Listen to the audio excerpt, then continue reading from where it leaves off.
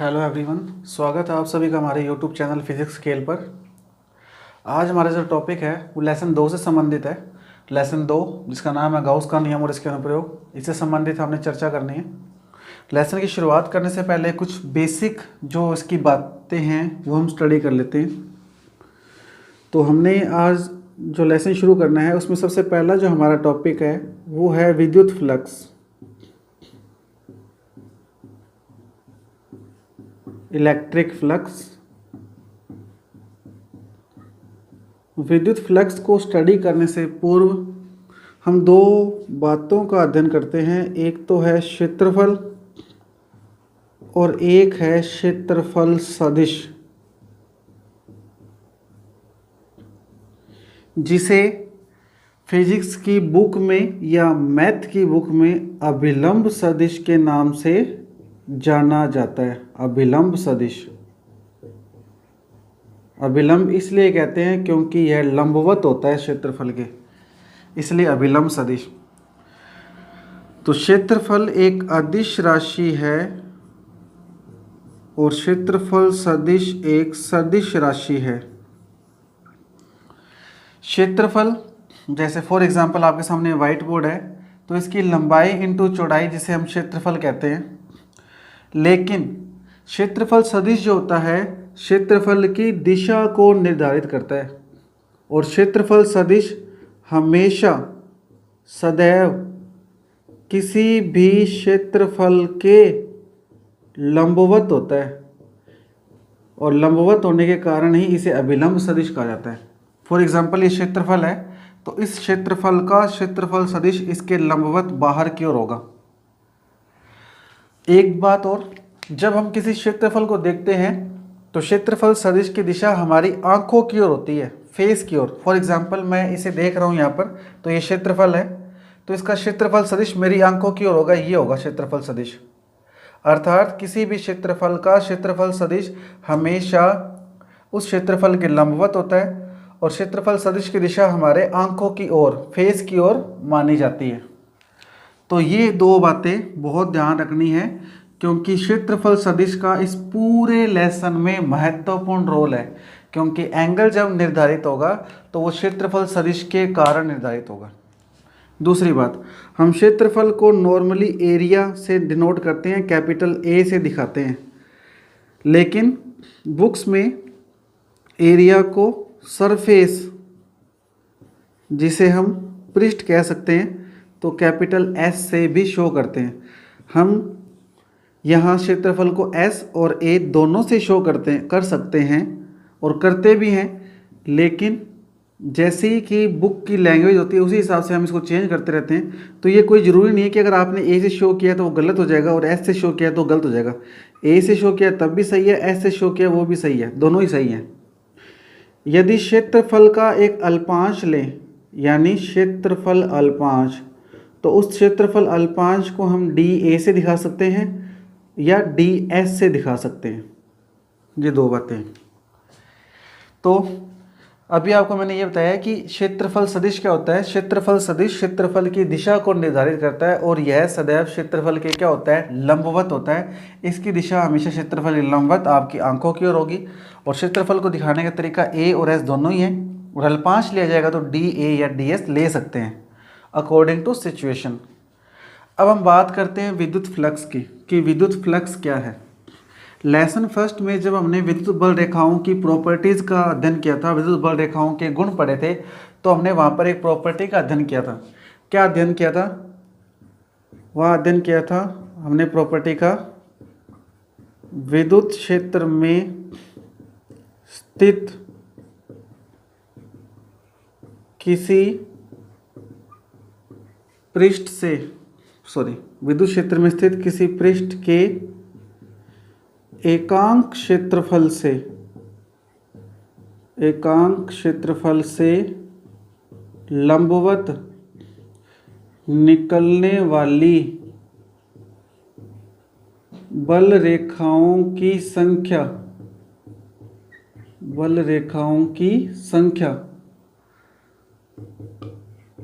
विद्युत क्षेत्र की तीव्रता के परिमाण के समानुपाती होती है।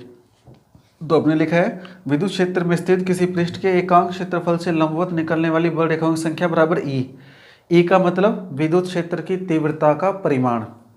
और ये हमने लेसन फर्स्ट में विद्युत बल रेखाओं की प्रॉपर्टीज में अध्ययन किया था। अगर कोई पृष्ठ विद्युत क्षेत्र में स्थित है तो उसके पृष्ठ के एकांक क्षेत्रफल से जो बल रेखाएं लंबवत निकलेंगी उन निकलने वाली लंबवत बल रेखाओं की संख्या समानुपाती होती है विद्युत क्षेत्र की तीव्रता के परिमाण के। तो हमने इसे विद्युत क्षेत्र की तीव्रता के परिमाण के बराबर लिख दिया। अब विद्युत फ्लक्स किसे कहते हैं? विद्युत फ्लक्स की डेफिनेशन मैं यहाँ लिख रहा हूँ। विद्युत क्षेत्र में स्थित किसी पृष्ठ विद्युत क्षेत्र में स्थित किसी पृष्ठ के संपूर्ण क्षेत्रफल से लंबवत निकलने वाली कुल बल रेखाओं की संख्या, कुल बल रेखाओं की संख्या कॉमा विद्युत फ्लक्स कहलाता है।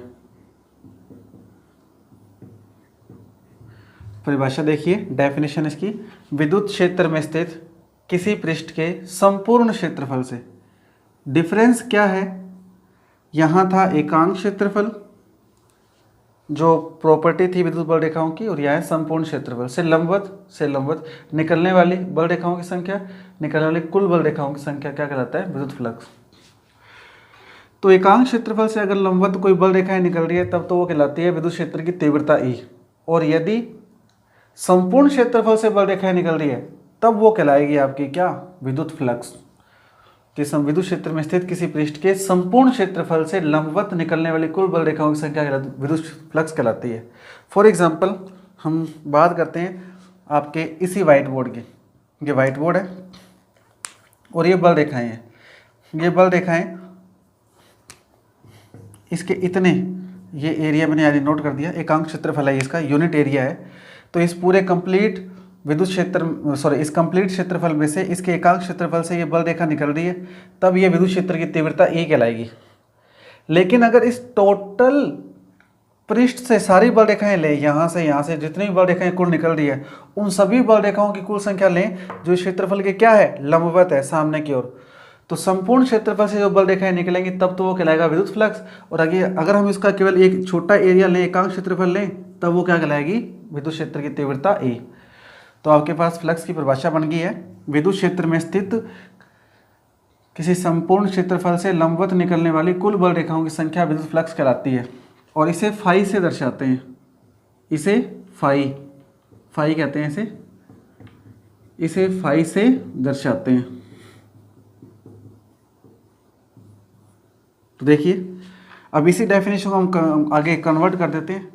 विद्युत क्षेत्र में स्थित एकांक किसी पृष्ठ के एकांक क्षेत्रफल से लंबवत निकलने वाली बल रेखाओं की संख्या ई है। अतः विद्युत क्षेत्र में स्थित किसी पृष्ठ के एस क्षेत्रफल, अभी मैंने आपको वीडियो शुरू करने से पहले बताया था, वीडियो शुरू करते समय, कि हम क्षेत्रफल को एस भी ले सकते हैं और ए भी ले सकते हैं। तो मैंने यहाँ एस ले लिया, एस का मतलब सरफेस। एस क्षेत्रफल से लंबवत निकलने वाली कुल बल रेखाओं की संख्या कितनी हो जाएगी? E S. कितनी हो जाएगी? E S. यदि एकांक क्षेत्रफल से बल रेखा ई निकल रही है तो एस क्षेत्रफल से कितनी निकलेगी? ई एस निकलेगी। और ये एकांक क्षेत्रफल से लंबवत निकलने वाली बल रेखाओं की संख्या ई कैसे होती है? ये हमने पढ़ा है लेसन फर्स्ट में विद्युत बल रेखाओं की प्रॉपर्टी में। यदि विद्युत क्षेत्र में कोई क्षेत्रफल स्थित है, उससे लंबवत एकांक क्षेत्रफल से कोई बल रेखाएं निकलती है तो विद्युत क्षेत्र की तीव्रता के परिमाण के समानुपाती होती है। अतः एस क्षेत्रफल से निकलने वाली कुल बल रेखाओं की संख्या ई एस, और हम इसको दिखाएंगे किससे? फाई से, और पैरों में लगाएंगे ई। तो फाई ई बराबर क्या आएगा? E S. फाई का मतलब फ्लक्स, ई का मतलब इलेक्ट्रिक, इलेक्ट्रिक का मतलब विद्युत फ्लक्स। तो विद्युत फ्लक्स बराबर ई एस, ये आपके पास फॉर्मूला आ गया। अब बात करते हैं हम इसके मात्रक की। विमा की और राशि के प्रकार की मात्रक क्या है? विद्युत क्षेत्र की तीव्रता का मात्रक क्या था? न्यूटन प्रति कूलम इंटू क्षेत्रफल का मात्रक क्या होता है? Metre square. तो मात्रक बना न्यूटन प्रति कूलम इंटू मीटर स्क्वायर। इसका एक मात्रक और भी होता है, मैं लिख देता हूँ एक बार, वोल्ट इंटू मीटर।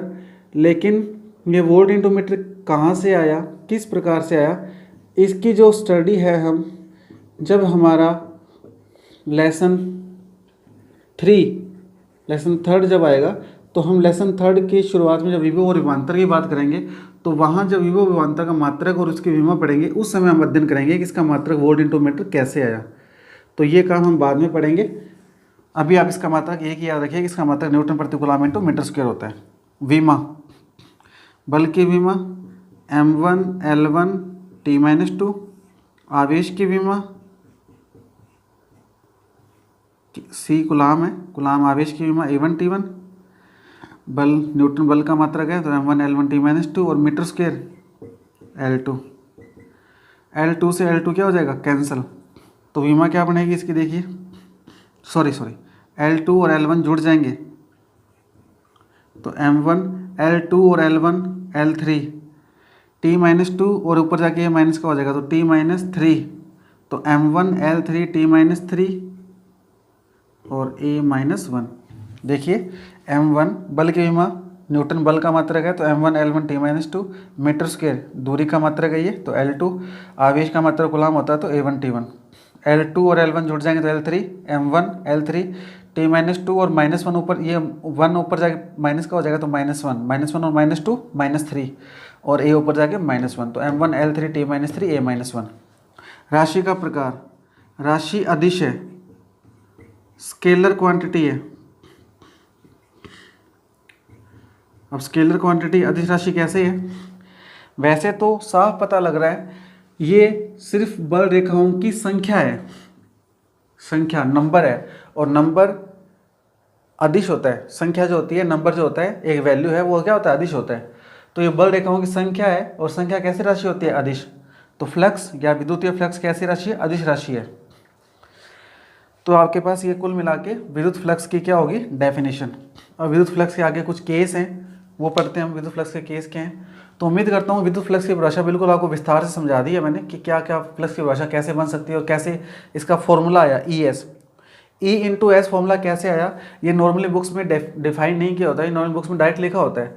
तो मैं आपको दोबारा से डिस्क्राइब कर देता हूँ। हमने लेसन फर्स्ट में एक परिभाषा पढ़ी थी जहाँ विद्युत बल रेखाओं की प्रॉपर्टी थी। विद्युत क्षेत्र में स्थित किसी पृष्ठ के एकांक क्षेत्रफल से लंबवत निकलने वाली बल रेखाओं की संख्या विद्युत क्षेत्र की तीव्रता के परिमाण के बराबर होती है। तो ये E है, E क्या है? विद्युत क्षेत्र की तीव्रता का परिमाण। एकांक क्षेत्रफल से जो लंबवत बल रेखाएं निकल रही है वो बराबर E है। परिभाषा क्या है फ्लक्स की? विद्युत क्षेत्र में स्थित किसी पृष्ठ के संपूर्ण क्षेत्रफल से, टोटल एरिया से लंबवत निकलने वाली कुल बल रेखाओं की संख्या क्या कहलाती है? विद्युत फ्लक्स। तो हमने मान लिया S क्षेत्रफल है तो विद्युत क्षेत्र में स्थित S क्षेत्रफल से लंबवत निकलने वाली कुल बल रेखाओं की संख्या। एकांक क्षेत्रफल से E निकल दिया तो S क्षेत्रफल से ES। दर्शाते कैसे हैं इसे? फाई से, फाई मतलब फ्लक्स और E मतलब इलेक्ट्रिक, तो इलेक्ट्रिक फ्लक्स आ गया ES। ये मात्रक, विमा और राशि का प्रकार अदिश। अदिश क्यों है? क्योंकि ये बल रेखाओं की संख्या है। अब इसको प्रैक्टिकली समझें तो मान लीजिए ये क्षेत्रफल है और ये बल रेखा है और ऐसे बल रेखाएं सामने की ओर आ रही है यूँ आर पार। यदि इसके सिर्फ इतने एरिया से, एकांक क्षेत्रफल से, यूनिट एरिया से बल रेखा बाहर निकल रही है तब तो ये होगा E, विद्युत क्षेत्र की तीव्रता का परिमाण। और यदि हम इसके संपूर्ण क्षेत्रफल से बल रेखाओं की संख्या मान लें, टोटल जो निकल रही है काउंट करें, तब वो E इंटू एस हो जाएगा और तब वो बन जाएगा क्या? फ्लक्स। तो ये आपका विद्युत फ्लक्स की क्या होगी? डेफिनेशन। आगे चेक करते हैं। यदि क्षेत्रफल लंबवत ना हो तब फॉर्मूला क्या होगा?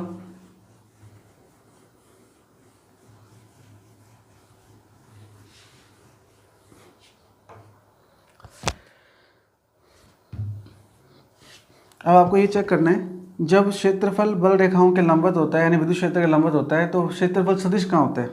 फॉर एग्जांपल आपके सामने ये विद्युत क्षेत्र है,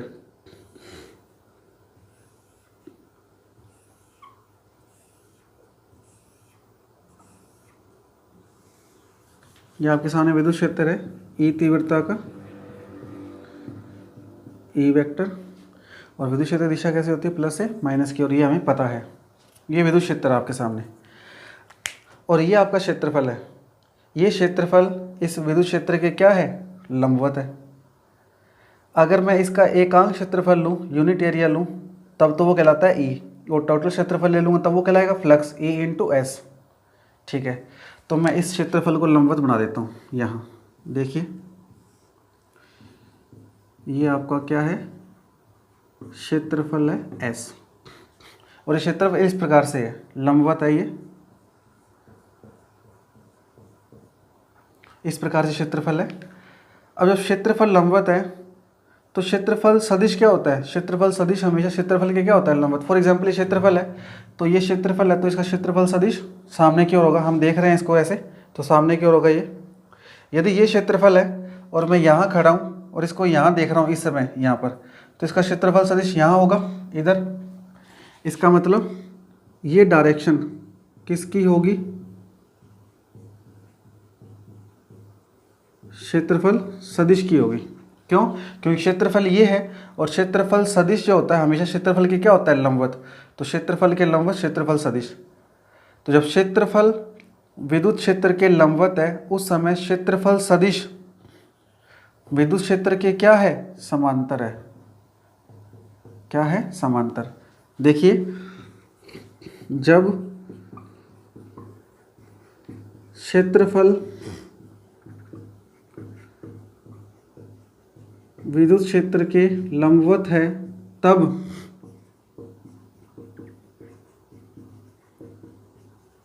क्षेत्रफल सदिश विद्युत क्षेत्र के क्या है, समांतर है। दोबारा देखिए, ये विद्युत क्षेत्र है, ये क्षेत्रफल है।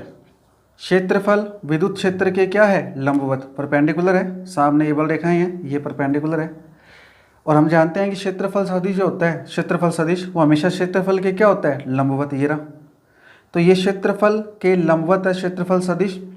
तो क्षेत्रफल सदिश ये मारकर विद्युत क्षेत्र के क्या है, समांतर। तो ये समांतर हो गया, पहली बात। दूसरी बात, दूसरा क्या हो सकता है,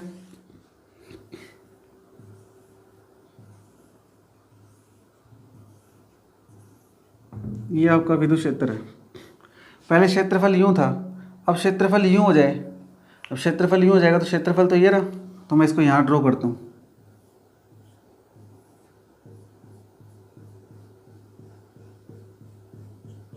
अब क्षेत्रफल यूँ है, तो क्षेत्रफल ये देखिए, क्षेत्रफल ये पूरा ये कंप्लीट क्षेत्रफल है। ये क्षेत्रफल इस विद्युत क्षेत्र के क्या है, समांतर है, इसकी दिशा में ही है। तो देखिए, जब क्षेत्रफल विद्युत क्षेत्र के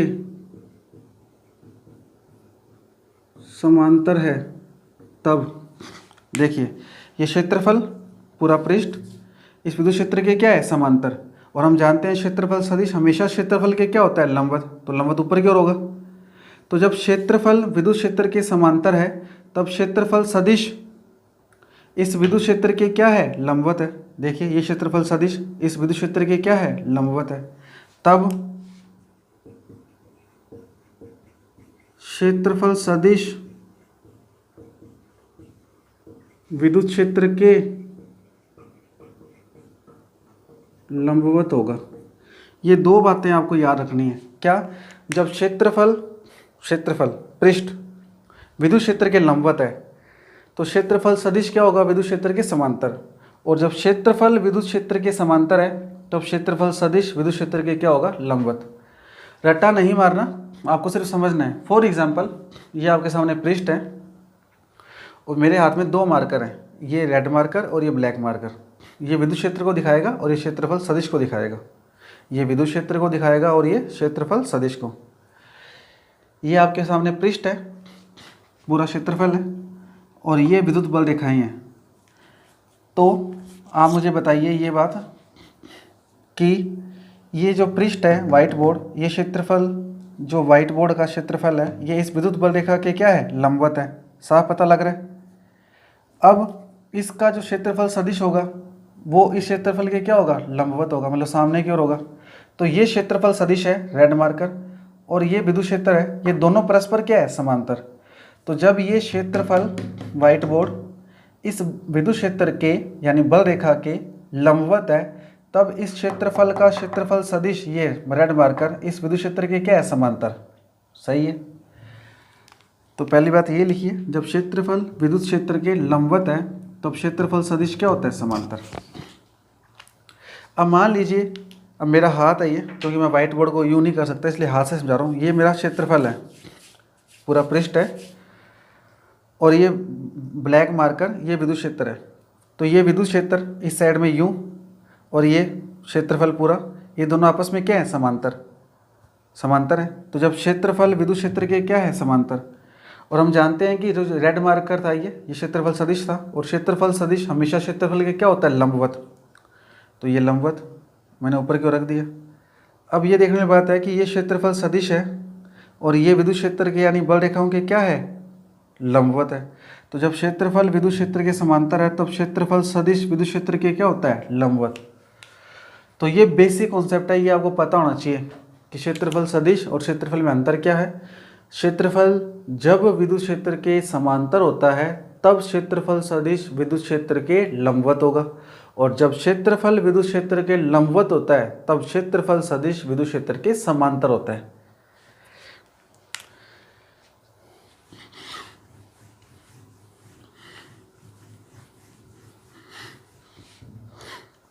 तो देखिए डेफिनेशन, यदि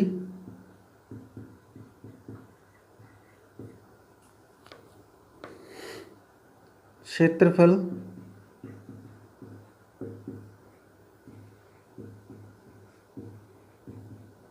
विद्युत क्षेत्र के लंबवत न हो तो, लंबवत न हो तो, देखिए हमने पहले क्या स्टडी किया था,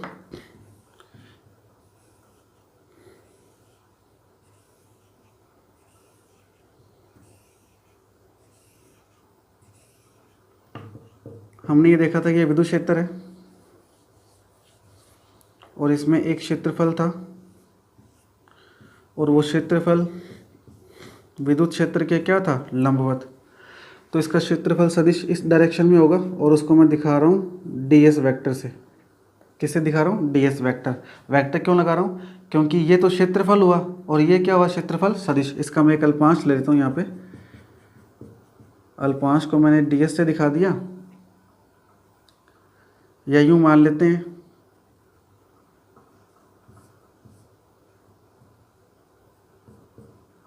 कि पूरे बड़े क्षेत्रफल का एक अल्पांश है ds छोटा, और इस ds अल्पांश जो लंबवत है किसके, विद्युत क्षेत्र के, उसका क्षेत्रफल सदिश क्या हो जाएगा, समांतर।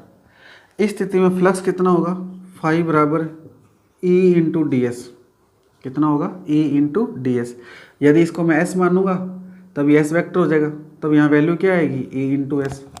चलो हम ऐसे ही मान लेते हैं कि एक क्षेत्रफल है, वो क्षेत्रफल विद्युत क्षेत्र के क्या है, लंबवत है। तो क्षेत्रफल सदिश क्या होगा, विद्युत क्षेत्र के समांतर। तो फ्लक्स क्या आएगा, ES। अब मैंने क्या लिखा, यदि क्षेत्रफल विद्युत क्षेत्र के लंबवत ना हो, लंबवत ना हो फिर क्या होगा, देखिए ध्यान से।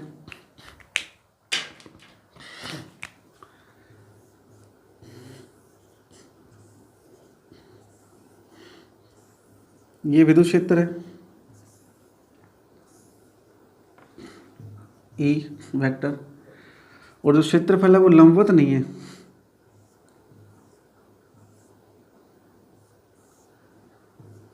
किसी एंगल पे झुक गया। तो जब क्षेत्रफल किसी एंगल पे झुकेगा तो क्षेत्रफल सदिश भी झुक जाएगा। तो मान लेते हैं जो क्षेत्रफल सदिश है वो थीटा कोण बना रहा है, विद्युत क्षेत्र से कितना कोण बना रहा है, थीटा कोण।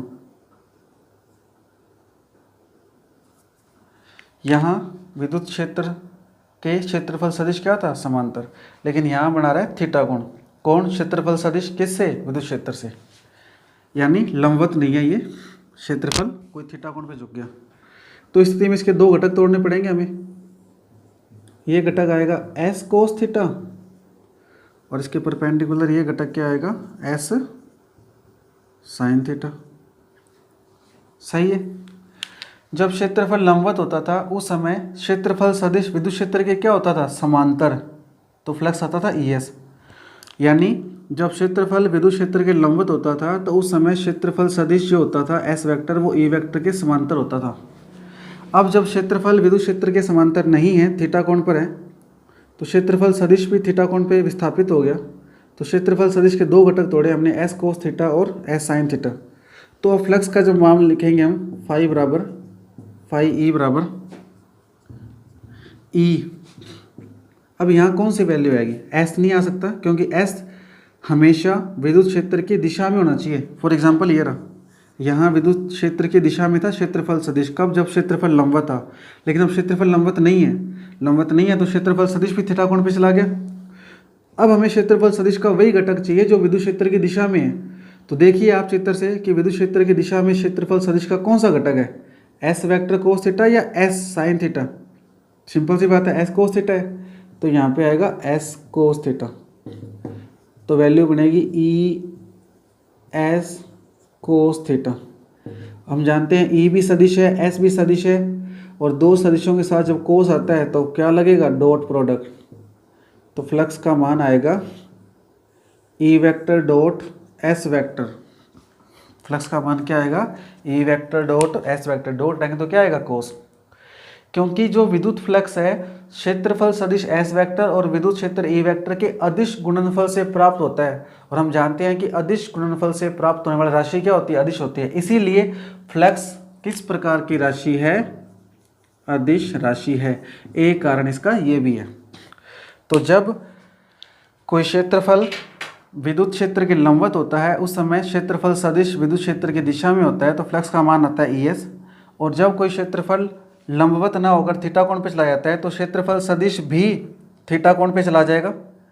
तो उस समय इसके दो घटक तोड़े तो एक घटक आएगा S कोस थीटा और दूसरा घटक आएगा S साइन थीटा।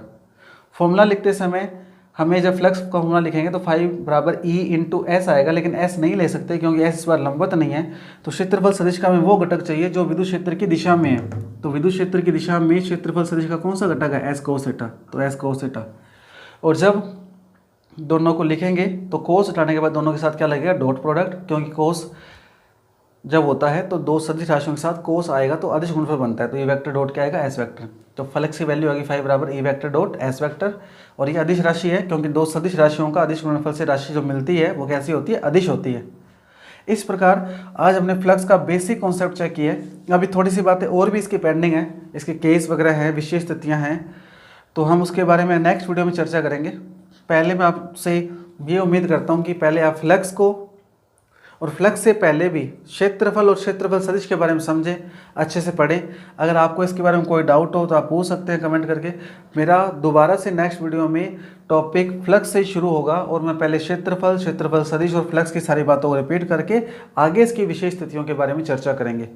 तो आज हमारा टॉपिक यहीं कंप्लीट होता है। एक बार आप इसके बारे में स्टडी करें, पढ़ें, लिखें, और उसके बाद अगर आपका कोई डाउट हो तो आप पूछें, ताकि हम उस वीडियो में आपके डाउट क्लियर करें और फिर आगे से यहीं से चलें। क्योंकि जब तक आपको क्षेत्रफल और क्षेत्रफल सदिश समझ नहीं आएगा तब तक आगे बढ़ने का बिल्कुल कोई भी महत्व नहीं है, कोई इंपॉर्टेंस नहीं है। तो उम्मीद करता हूँ कि आपको टॉपिक समझ आया होगा, और फिर भी कोई डाउट होगा तो आप अगले वीडियो में चर्चा करेंगे, उसे हम सॉल्व करेंगे, उसके बाद आगे बढ़ेंगे। शुभ रात्रि सभी को, धन्यवाद।